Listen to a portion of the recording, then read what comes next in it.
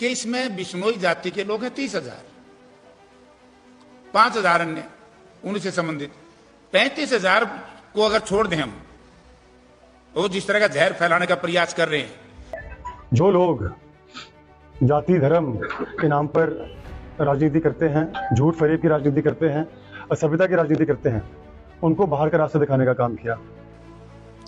2014 के बाद जिस तरीके से कांग्रेस से दलित समाज और पिछड़ा समाज चला गया था, और जिस तेजी से जो उदयभान जी और हुड्डा साहब की जो नई जोड़ी बनी, उससे जो तेजी आई, उसके बौखलाहट सत्ताधारी दल में हुई।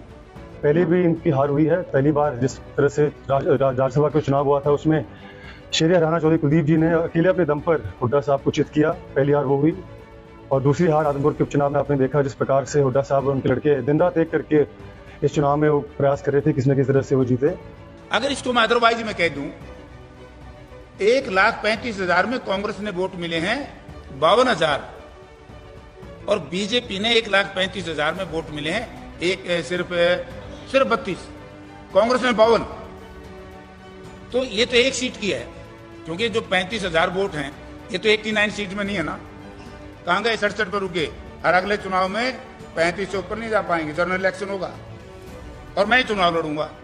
तो इस चुनाव में आदमपुर की जनता ने उनको धूल चढ़ाने का काम किया, और मैं पूर्ण विश्वास से कहता हूं कि 2024 के लोकसभा चुनाव में हरियाणा प्रदेश की जनता हुड्डा साहब की खाट खड़ी करेगी, और जो विधानसभा चुनाव होगा उस समय पूरी तरह से कांग्रेस पार्टी का सुपड़ा साफ होने वाला है। कि जिस तरीके की बदतमीजी बिश्नोई जाति के लोगों ने दलित समाज के साथ और मेरे साथ किया है, कि इस तरीके से जातीय दंगे फैलाना भारतीय जनता पार्टी के लिए घातक होगा 2024 में। आदमपुर की जनता सभ्य है, और बिचौली बैजनाथ परिवार के समर्थक बहुत ही शांतिप्रिय लोग हैं।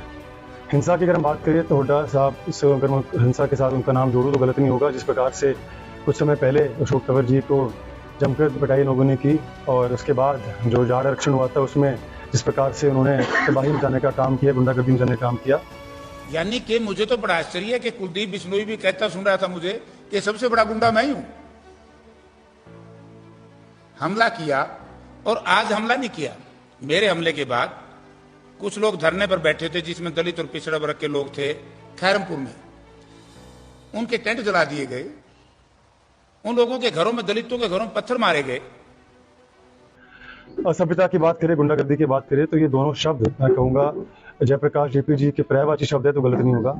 जिस प्रकार से जब चौटाला साहब के कार्यकाल में ग्रीन ब्रिगेड का सरदार होने के नाते इन्होंने पूरे हरियाणा प्रदेश में आतंक मचाने का काम किया, और उसके बाद समय समय पर जिस प्रकार से अभद्र भाषा का वो प्रयोग करते हैं, तो मैं समझता हूँ कि इन शब्दों की जो तुलना है वो इन लोगों के साथ होती है। लेकिन फिर भी भारतीय जनता पार्टी न्याय में भरोसा रखती है, और जो भी हादसा हुआ है उसकी हम जांच करेंगे, उसका संज्ञान लेंगे और न्याय जरूर होगा।